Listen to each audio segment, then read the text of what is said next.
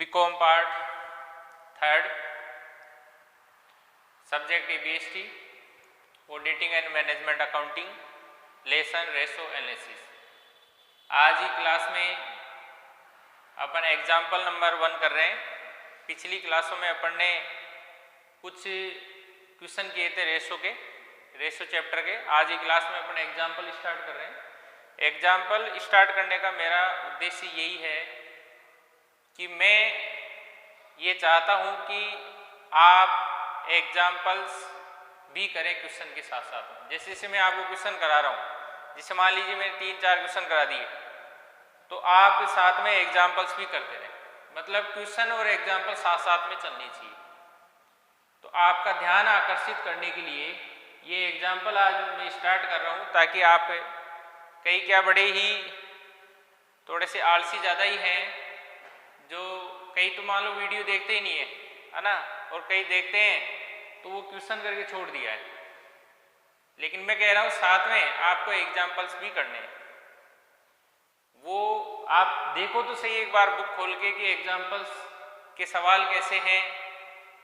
और एक एक चैप्टर में 50 से ऊपर एग्जाम्पल्स है, 50 से अधिक क्वेश्चन है, तो वो एक दिन में नहीं हो पाएंगे, क्योंकि एक क्वेश्चन को करने में कम से कम आधा घंटा या 20 मिनट तो चाहिए कम से कम।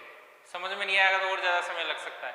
इसलिए मैं एग्जाम्पल्स कराने का मेरा उद्देश्य यही है कि आप एग्जाम्पल्स की तरफ भी थोड़ा ध्यान दें, क्योंकि आज दिन तक एग्ज़ाम का ये रिकॉर्ड है कि एग्ज़ाम में जो क्वेश्चन आता है वो 90% एग्जाम्पल में से क्वेश्चन आते हैं। इसलिए आपसे मैं बार बार कह रहा हूँ कि आप एग्जाम्पल्स भी शुरू करें। यदि आपके मान लीजिए 3-4 तक क्वेश्चन हो गए तो 3-4 तक एग्जाम्पल हो जाने चाहिए। फिर मान लीजिए 10 तक क्वेश्चन हो गए तो 10 तक एग्जाम्पल हो जानी चाहिए। मतलब साथ साथ में चलाओ आप एग्जाम्पल्स और क्वेश्चंस, ठीक है। इसलिए मैं आज ये एग्जाम्पल्स आपको करवा रहा हूँ। एग्जाम्पल नंबर फर्स्ट जो है वो ये है कि अरुण ब्रदर्स के नीचे दिए गए चिट्टे से चालू अनुपात की गणना एवं समीक्षा कीजिए। समीक्षा यही है कि चालू अनुपात का आदर्श अनुपात 2:1 होता है। तो 2:1 से अधिक है तो भी अच्छा नहीं है कंपनी के लिए, और कम है तो भी अच्छा नहीं है। 2:1 सबसे आदर्श है। इसके अंदर बैलेंस शीट दी हुई है, कैपिटल है, रिजर्व है, P&L है, लॉन्ग टर्म लोन, बैंक और ड्राफ्ट, बिल्स पेएबल और क्रेडिटर्स। हालांकि ये सब चीज़ें दी हुई है, लेकिन अपन को तो करंट रेशियो निकालना है। तो करंट रेशियो में अपन को केवल करंट लायबिलिटीज और करंट एसेट्स ही चाहिए, क्योंकि करंट रेशियो का फॉर्मूला होता है करंट एसेट्स बटा करंट लायबिलिटीज। तो करंट लायबिलिटीज में एक तो बैंक ड्राफ्ट आ जाएगा, है ना, ये देखिए आपका बैंक ड्राफ्ट आ जाएगा, एक आपका बिल्स पेएबल आ जाएगा और एक आपका क्रेडिटर्स आ जाएगा। फिर एसेट साइड में देखो आप, फिक्स एसेट्स है, स्टॉक है, डेटर्स है, बिल्स रिसेबल है, प्रीपेड एक्सपेंसेज है, केस है, बैंक है। तो देखो फिक्स एसेट्स वगैरह तो अपने काम की चीज़ नहीं है, केवल करंट एसेट्स लेनी है। तो एक तो स्टॉक आ गया, सही है, डेटर्स आ गया, बिल्स रिसेबल आ गया, प्रीपेड एक्सपेंसेज आ गया, केस बैलेंस आ गया और बैंक बैलेंस आ गया। ये अपनी करंट एसेट्स है, ठीक है ना। और करंट रेशियो का फॉर्मूला क्या है? करंट रेशियो का फॉर्मूला क्या है? करंट एसेट्स बटा करंट लायबिलिटीज। तो करंट एसेट्स में stock, debtors, bills receivable, prepaid expenses, case और बैंक, इनका स्टॉक है 80,400, debtors 22,400, bills receivable 20,000, prepaid expenses 4,000, case है आपका 43,000 और बैंक है 50,000, ठीक है। ये 2,20,000 अपने करंट एसेट्स आ गई। फिर करंट लायबिलिटीज में बैंक ड्राफ्ट आ गया plus creditors plus bills payable. तो बैंक ड्राफ्ट 30,000 है, क्रेडिटर्स 29,000 और बिल्स पेएबल 21,000। इस तरह से करंट लायबिलिटीज हो गई अपनी 80,000। तो करंट एसेट्स हो गई 2,20,000 और करंट लायबिलिटीज हो गई 80,000। तो 2,20,000 में 80,000 का भाग देंगे तो ये आ गया 2.75 अनुपात 1, ठीक है, समझ में आ गया, 2.75 अनुपात 1। और अपना आदर्श अनुपात होता है 2:1। तो ये आदर्श अनुपात से ज़्यादा है। चालू अनुपात बहुत संतोषजनक है, लेकिन इतना संतोषजनक तो नहीं है, क्योंकि किसी चीज़ की अधिकता भी खराब है ना।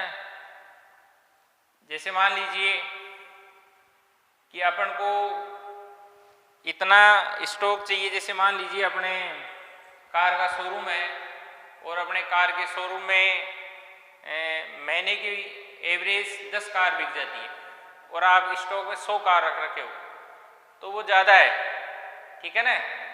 मतलब उतना ही स्टॉक रहना चाहिए जितना डबल हो स्टॉक, 1.5 गुना स्टॉक हो। ऐसा तो नहीं है 10-10 गुना स्टॉक आपकी दुकान में पड़ा हो, है ना, तो फिर वो एक्सपायर हो जाएगा, पुराना हो जाएगा या नई टेक्नोलॉजी आ जाएगी, कई दिक्कत आती है।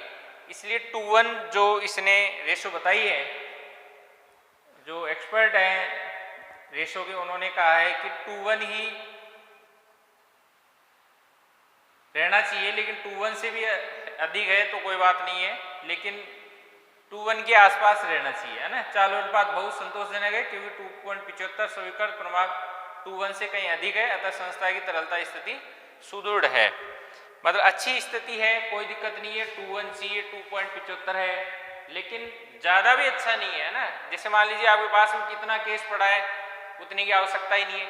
यदि अपन उसको बैंक में जमा कराएं, FD कराएं तो भी ब्याज मिलेगा नहीं, या किसी दूसरी जगह इन्वेस्टमेंट करेंगे तो वहाँ से अपन को उसकी इनकम अर्न होगी अपन को, है ना।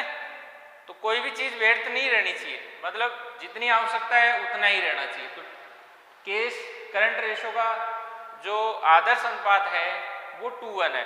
तो 2:1 से कम भी दिक्कत है, 2:1 से ज़्यादा भी दिक्कत है। थोड़ा ज़्यादा है कोई दिक्कत नहीं है, बहुत ज़्यादा दिक्कत है तो दिक्कत है ना।